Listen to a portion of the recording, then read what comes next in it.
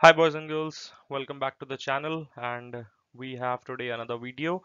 This video will specifically address how you can clear the Infosys interview for the position of associate consultant, or if you have work experience prior to your MBA, senior associate consultant. Okay, so this is very near about to what my own Infosys interview experience was. As you can see, it's certified great place to work. Definitely, it has a lot of good processes, a lot of good perks, and a lot of learning to be done as well. So it's a very good organization, which I think you guys should definitely consider. So how many rounds? There are total of 3 rounds within this interview process. The first round, the second round, and the third round, which is the HR round. It's just kind of a placeholder kind of round. It's not very contingent of your candidature. So let's see what all of these rounds encompass. Coming to the first round. So what we have here. Yes. So we have here, tell me about yourself. Uh, Basically, it should be a summary of your resume, right? Whatever you have written in there, whatever finer points you might not have written over there, this you can bring with this question, right?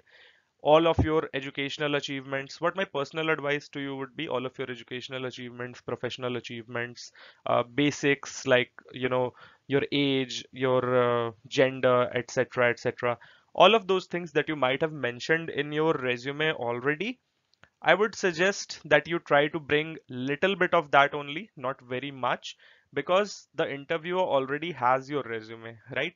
If you are a B school student, your placecom or your placement manager or placement in charge would already have given them your resume. So they already have that information.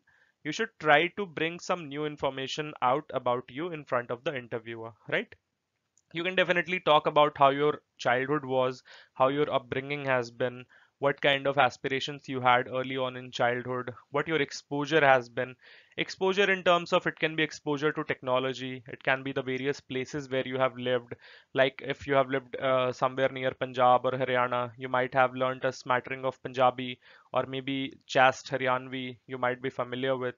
If you have lived in the South, maybe the South Indian languages or the South Indian people, some of the specific traits that you observed over there. So, nothing very controversial, just what your life experience has been, right? You can focus on what your past achievements have been, what were your hobbies, what kind of aspirations you had, and how you pursued them. Were you in sports, or were you in drawing, dramatics, dance, whatever? Whatever you have achieved, whatever you have developed a proficiency in, you can definitely mention that in front of the interviewer. Also, this question acts as the baseline, right? Whatever you answer over here, whatever the interviewer finds interesting, questions can be asked upon that. So this is also a chance for you to direct your own interview, how and in what direction you want your interview to proceed, right? So if you are doing some new courses, if you are studying a new subject, if you are writing a blog, if you are exploring a new topic, if you are interested in politics, international relations, whatever tickles your fancy, you can mention it over here. But do be prepared to answer questions upon that, right? At least I was, which is why I think I was able to clear the interview, right? So you can also mention your favorite books. You can also mention the news sources that you follow, whether you find them biased, unbiased, how do you create a balance about the various facts about an incident that you hear about or read about. So all that kind of thing. I hope you have gotten an idea of what you can put in there. And if you say something as part of this answer, you have to be prepared to answer more, and more in-depth questions about that. You cannot be like, okay, I pursued this but I don't know very much about it. No, if you have an interest, you should have at least basic level knowledge about it, right? You should have some proficiency to talk maybe 4 to 5 minutes about it. That's how you pursue a hobby, or that's how you take an interest. It's not just that you see something in passing and then you can mention it anywhere and expect not to be questioned about it. That's not how it works. Now, what other thing can be asked? This is a very like obvious question. Why Infosys? As I already said to you in the beginning of the video, that it can be due to, Infosys is a great place to work. That can be one of the reasons. Infosys has a lot of corporate social responsibility initiatives. So it is doing a lot for the society, giving back to the society. It has a transparent recruitment process. The HR policies are very employee friendly. Or maybe you have heard that they have an internal portal called Lex, where you can learn about any and every subject that can help you propel your career forward. Even if you are interested, not from a professional standpoint, just to gain knowledge, you can study over there for free. And they have a lot of tie-ups with organizations like Microsoft, Google. They sponsor all your Google Cloud certifications, Microsoft Azure certifications. So then right now there's quite a bit of push on Azure and cloud and AWS. So all those certifications you can pursue for free over here. Also, if your job role requires, you can also pursue certifications in Oracle Cloud. You can pursue certifications in Salesforce. So they have a lot of perks, right? They also have the Infi Gold program, where if you are, like further on in your career, if you become an interviewer and start interviewing candidates, they give you some points. Every festival or something, they give you some points. You can redeem them as Amazon vouchers, Flipkart vouchers, whatever you want to buy. Also, various offers and coupons are sent to you monthly. You can buy maybe some groceries, you can buy some durables, you can buy some expensive items also. Some discount or some program is there which Infosys will facilitate you with, right?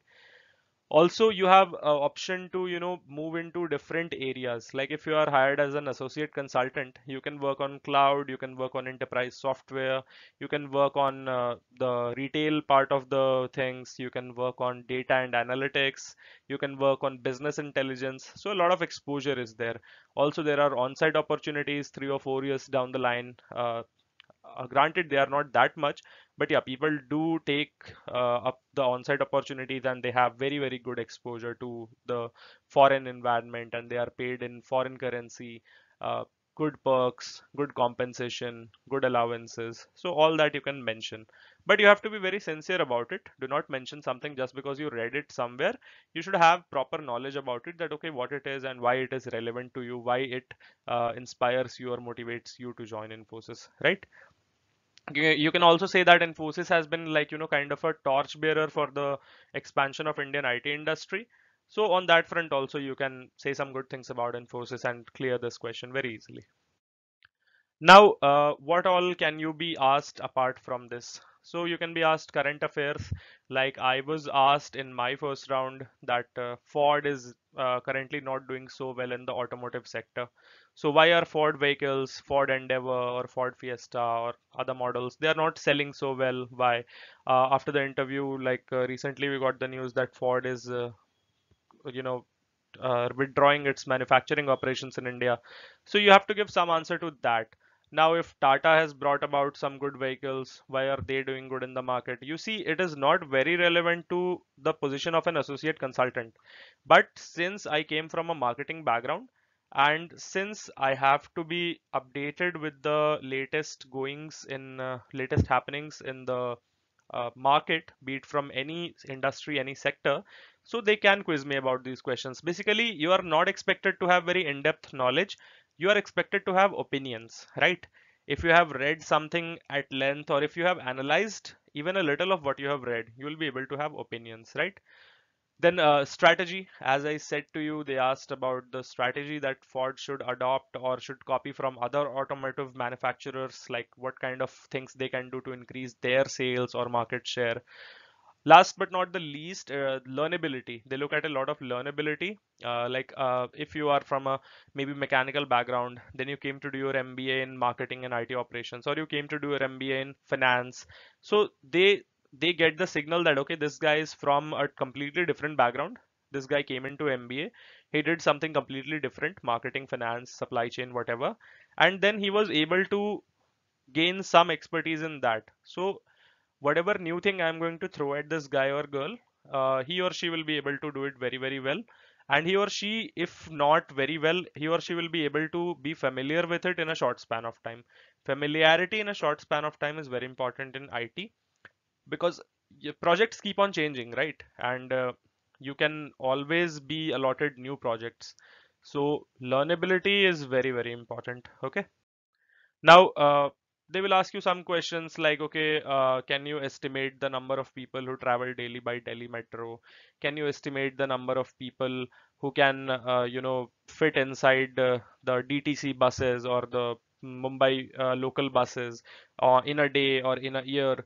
So you have to start small over there. Okay, you like these are guesstimation questions. Okay, so you have to start small. You first have to think about how many people might be traveling daily, or how what is the smallest unit that you can work with, or what is the largest unit that you can work with. There are two approaches. You can come from the top, you can come from the bottom. If you see some guesstimation videos or go through some guesstimation case handbooks, I think you'll be able to do this pretty well. Consulting case handbooks would help you to get across these kind of questions. I was not asked these, but yeah, few of my friends were. One other important and very like beaten question is that how many tennis balls can you fit inside a Mercedes car or any kind of car? So you have to then think about what is the area that is there inside the car, what is the area of a tennis ball, how many tennis balls then can be accommodated, how you are calculating that area of the car. That is the main thing. After that, if you have that, how you come to that particular number, after that everything is good. So think about your solution, give some description, be elaborate about it. That should help you get across, right? Now this is round one. Round one for me was maybe 40 minutes, right? 30 to 40 minutes. A lot of questions on my CV, a lot of questions on current affairs. I was also asked about my opinion on various things. Like they asked me, what do you think about this proposed bill, which says that civilians should serve in the military, the Indian Army, for maybe 2 years. They asked my opinion on that. So you see, they are taking things from the defense, from politics, from business, from finance, and they will ask you your opinion about it.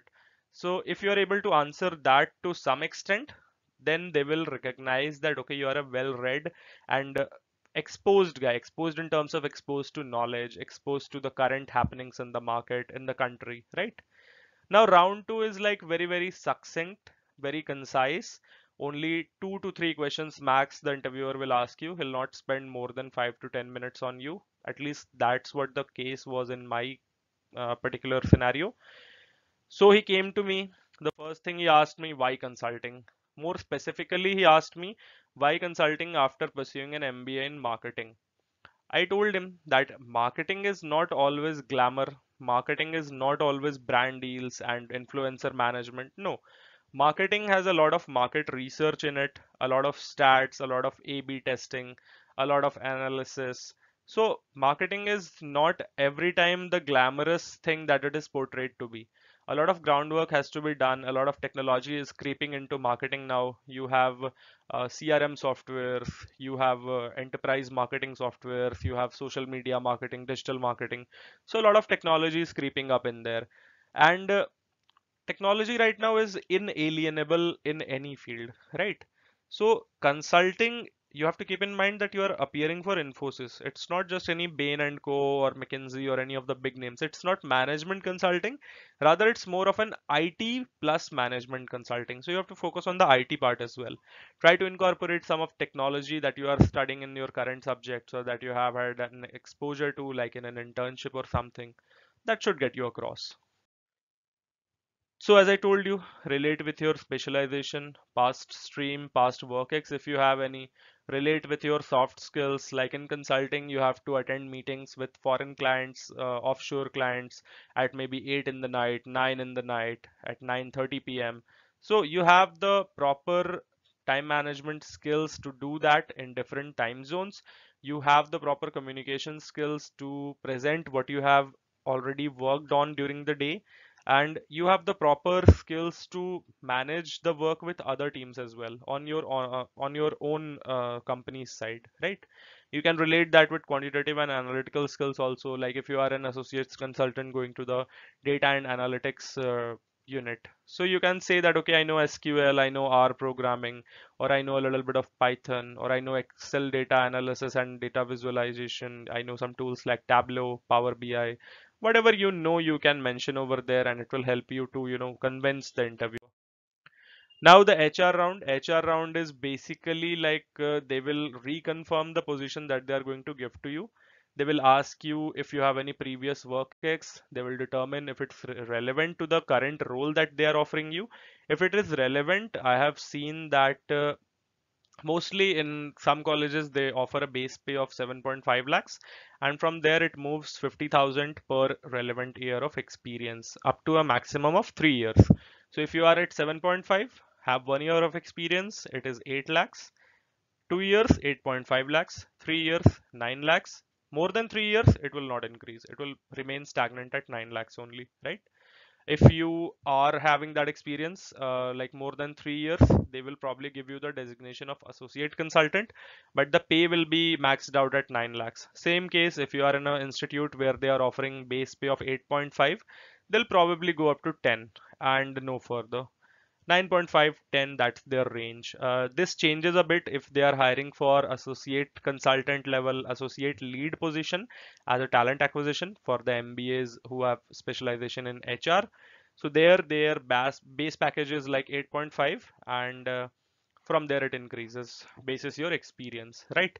So they will confirm your position, confirm your CTC, ask if you are satisfied with it, and can they go ahead and roll an offer out to you, and then you are mostly given the offer letter in a few days.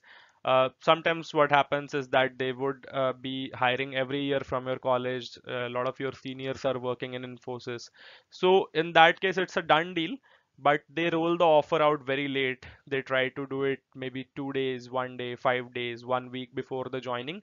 So that can happen. In my particular case, the offer letter to me was rolled out 1 day before the joining. We were very sure that okay, the offer letter will be rolled out because a lot of our seniors, a lot of our known people were already working in Infosys. A lot of them are in HR. So we were told not to worry. This is like standard practice.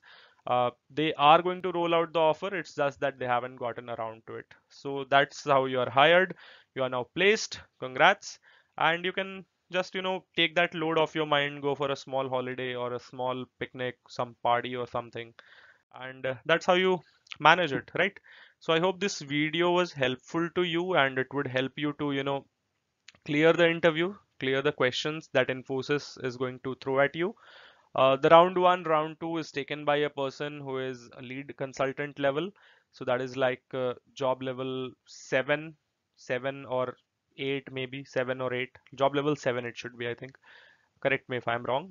So yeah, that's the video. I hope you got some insight from my experience. I tried to give you some questions also from what my own experience was and what I answered on my own.